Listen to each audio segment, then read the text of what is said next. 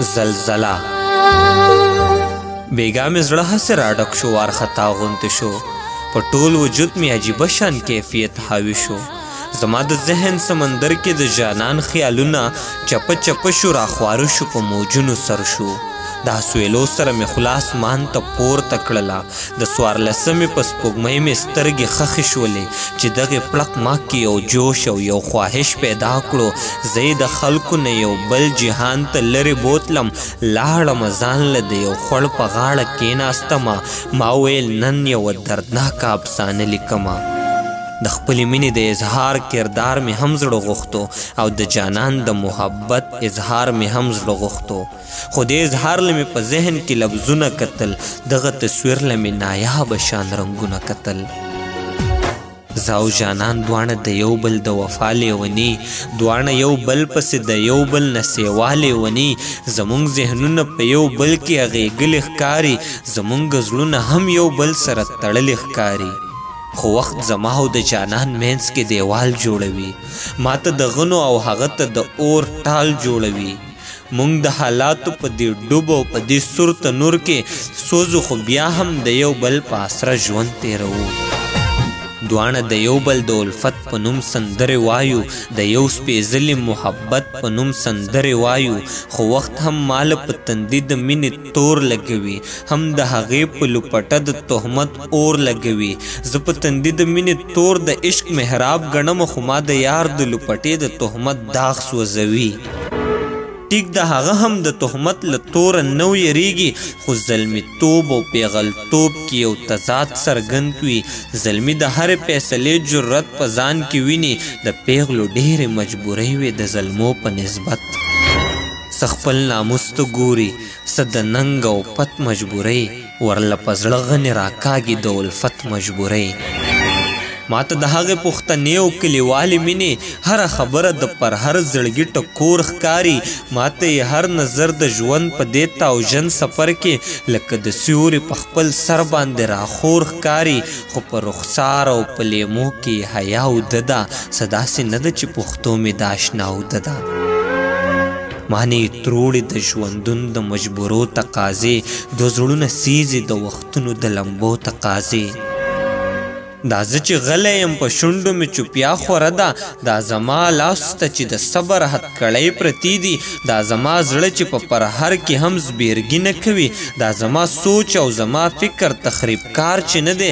دا د یار پت ته ګورم، دا د یار پښتو ته ګورم، ګنې قسم دی که یا دار او یا نیزو ته ګورم.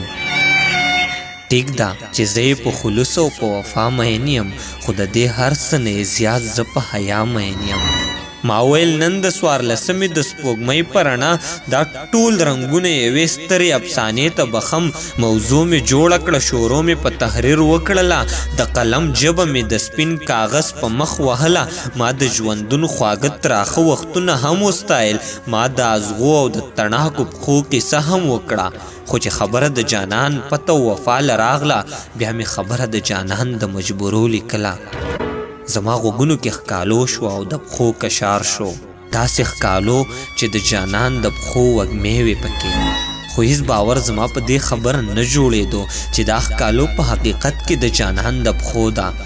راغله زما په خوا کې ستړې ستړې ودرېدله، سر یې زما په اوږه کېښودو او چغې یې کړې. ویل یې نور د وخت ظلمونه د زغملو نه دي، نورې په ژوند کې مجبورۍ او بېوسۍ نه منم. بلها موده مې د ناموس او د حیا په خاطر په خپل زړګي باندې د شنو غنو پنډونه یوړه. بلها موده مې د هغوی پښتو ته هم وکتل، څوک چې د مینې دښمنان د محبت قتلوي. هر څه چې کېږي که پښتو او که حیا بیلمه، ګرانه جانانه که پښتو ګټم نو تا بیلمه. نه مې پښتو په کار ده، نه مې ننګ او پت په کار دی، زما پر هر زړه لا اشنا ستا محبت په کار دی. زه یې حیران کړم چې دا څه وشو او څنګه وشو، دا څنګه د کور نه په دې تور ماښام راووتله او بیا دا دومره جذباتي خبرې څنګه کوي. ما ویل خدای چې په دې لیونۍ څه چل وشو، که محبت به یې د زړه کور کې لمبې کولې، خو دې به بیا هم د ناموس او ننګ قصې کولې.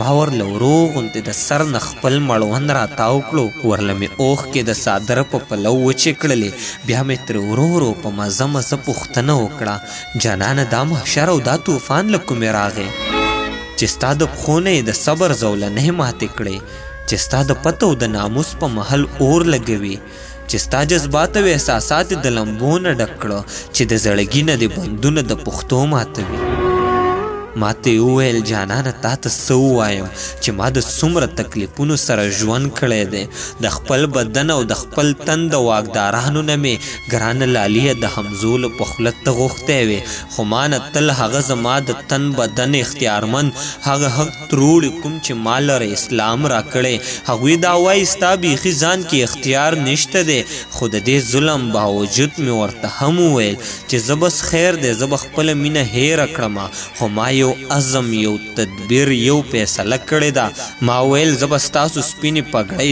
تورې نه کړم زه به مدام ستاسو ناموس ستاسو پښتو ته ګورم خو زه یو سوال کوم یو عرض یو منت کومه ماله به بل چېرته ملګری د ژوندون نه ګورئ نن هغه خلک د یو څو پیسو ټکو دپاره زما وجود په یو بېمینې دمخور خرڅوي زما د ګل غوندې ښایسته ښایسته ځواني جانانه لکه د تیلو د خورو لمبو په سکو شیندي پښتو دې وسوځي خو دا ظلم به ونه منم حیا دې خاورې شي خو ګرانه تا به ونه بایلم زما به ستا تصویر د زړه د فریم نه څنګه وځي او بیا به بل تصویر په دغه فریم کې څنګه ځایږي یا مې د دې مفاد پرست خلکو نه لرې بوزه جانان یاره له په خپلو لاسو زهر راکړه د دې په شونډو چې د زهرو نامې رقص کولو دې سره سمه یو زورداره زلزله راغلله ما ویل لاړه ځمکه وشلې د دنیا ورانه شوه ما ویل دغه دې ودانې ماڼۍ پرېوتلې